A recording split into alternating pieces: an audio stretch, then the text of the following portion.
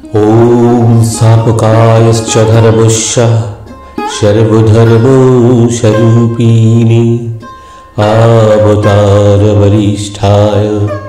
रामकृष्णाय ते नमः नमः। ঠাকুর শ্রীরামকৃষ্ণের লীলা কথায় আজ আমরা শুনব গদাধরের কলকাতায় আগমন। প্রায় 3 বছর কাল ওইভাবে কেটে গেল। গদাধর এখন 17 বছর বয়সে পড়েছে। গদাধরের বিদ্যার্জনের উদাসীনতা দেখে রামকুমার তাকে কলকাতায় নিয়ে যাওয়ার মনস্থ করলেন। সেখানে সে তাকে গৃহকর্মে কিছু সাহায্য করবে আর টোলের পাঠও অভ্যাস করবে। গদাইয়ের সম্মতি পেয়ে শুভ দিনে তারা রওনা হলেন। কামারপুকুরের আনন্দের হাট ভাঙল। চন্দ্রা দেবী ও গদাইয়ের অনুরক্ত গ্রামবাসীরা মধুময় স্মৃতি ও গদাইয়ের ভাবী উন্নতির কথা ভেবে দিন কাটাতে লাগলো। কলকাতায় এসে গদাই গৃহকর্মে কিছু সাহায্য করতে থাকে, আর সেই সঙ্গে রামকুমার আয় বৃদ্ধির জন্য ঝামাপুকুর অঞ্চলে কয়েকটি বাড়িতে যে নিত্য দেবসেবার ভার নিয়েছিলেন সেই দেবসেবাগুলিরও ভার নিল।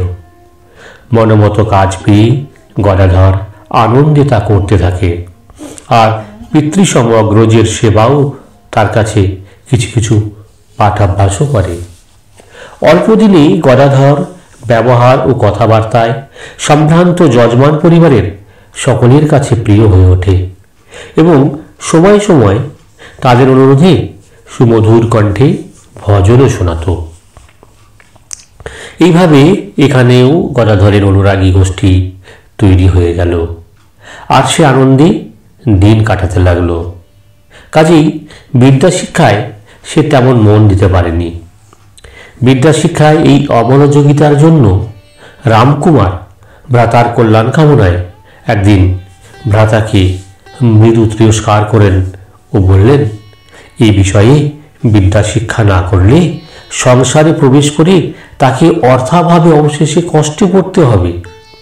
উত্তরে গদাধর স্পষ্ট ভাষায় বলে, চাল কলা বাঁধা বিদ্যা আমি শিখতে চাই না, আমি যথার্থ বিদ্যা শিখতে চাই, যাতে জ্ঞানের উদয় হয়ে মানুষ বাস্তবিক কৃতার্থ হয়। 9-10 বছর বয়সেই সে বুঝেছিল জীবনের উদ্দেশ্য হল নিত্য বস্তু লাভ করা, ঈশ্বর দর্শন করা। অর্থকরী বিদ্যায় ওই কাজ সম্ভব হয় না, তাই তার ওই বিদ্যা শিখতে কোনো প্রবৃত্তি নেই।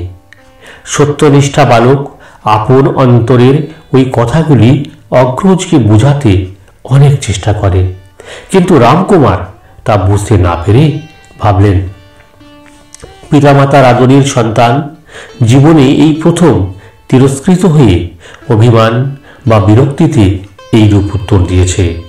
তাই তিনি অনুতপ্ত হয়ে শতগুণ আদর যত্ন করে শান্তি পান, কিন্তু তার টোলের আয় হ্রাস পেতে থাকে। তাই উদ্বিগ্ন হয়ে রঘুবীরের শরণ গ্রহণ করে স্থির থাকেন।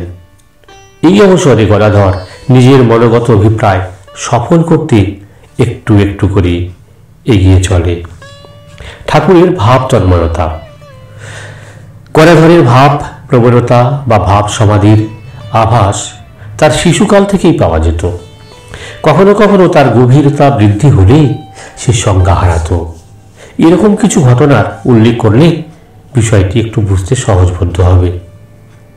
6-7 বছর বয়সে বালক গদাধর প্রাকৃতিক শোভা দেখতে দেখতে বন্ধুদের সঙ্গে স্বাধীনভাবে আনন্দে গোঠে মাঠে ঘুরে বেড়াত। এইভাবে একদিন আকাশে জল ভরা কালো মেঘের কোলে কতগুলো সাদা বক উড়ে যাচ্ছে। এই দেখে সে এতদূর তন্ময় হয়েছিল যে তার নিজ শরীরের ও জাগতিক অন্য সকল পদার্থের বোধ এককালে লোপ পায়। সে সংজ্ঞা শূন্য হয়ে প্রান্তরের পথেই পড়ে যায়। ছেলেরা ভয় পেয়ে বাড়িতে খবর দেয় ও ধরাধরি করে বাড়ি নিয়ে আসে। কিছুক্ষণ পরে জ্ঞান ফিরতেই সে পূর্ববৎ সুস্থ হয়ে ওঠে।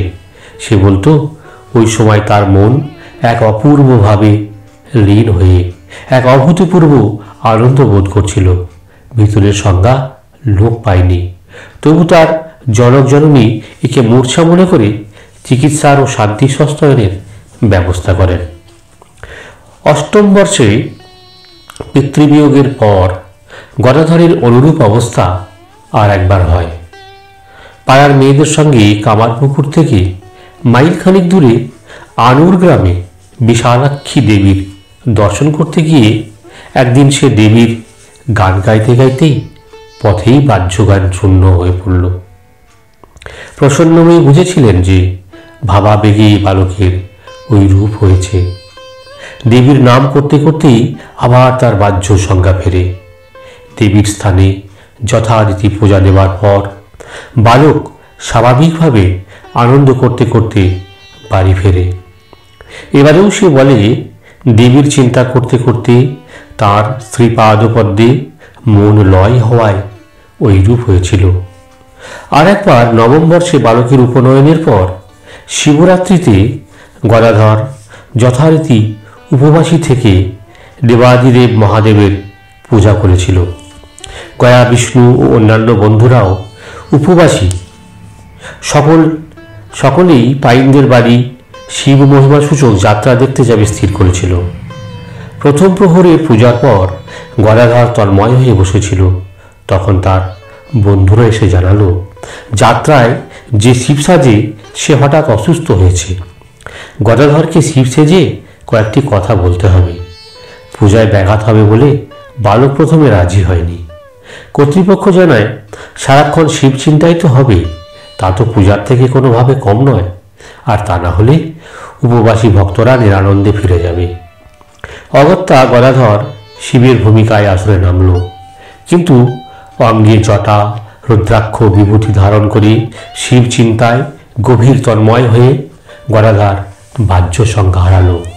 কেউ বলে শিবের ভর হয়েছে, নাম করো, কেউ বলে ছোড়াটা রসভঙ্গ করল। অনেকক্ষণ পরেও বাহ্য চেতনা না ফেরায় সে রাত্রি মতো যাত্রা বন্ধ রইল। পরে চেতনা ফিরলে গদাধর জানায় অন্তরের শিবানুভূতি সকল বাহ্য জ্ঞানকে দূরে সরিয়ে দিয়েছিল। এছাড়া ছোটখাটো অনেক বিষয়ে বালকের ভাব তন্ময়তার পরিচয় পাওয়া যায়। যেমন বয়স্কদের সঙ্গে কুমোরদের বাড়ি গিয়ে দেবদেবীর মূর্তি দেখে গদাধর বলে এ কি দেবচক্ষু হয়েছে, আর বুঝিয়ে দেয় কিভাবে তুলির টান দিলে চক্ষুতে অমানব শক্তি, করুণা, অন্তর্মুখিতা ও আনন্দের একত্র সমাবেশ হয়ে মূর্তিতে দেব ভাব ফুটে উঠবে। যেমন স্বহস্তে এমন সব মূর্তি গড়ে গদাধর দেব বিশেষের পূজা করত যে দক্ষ কুমোর বা পটুয়ারাও ওই মূর্তির ভাব দেখে স্থির হয়ে যেত। যেমন কোনো ব্যক্তিকে এমন এক কথা গদাধর বলতো যে তার বহুকালের সন্দেহ জাল ছিন্ন হয়ে যেত। এভাবেই আমরা প্রতিনিয়ত শুনতে থাকব শ্রী শ্রী ঠাকুরের লীলা কথা।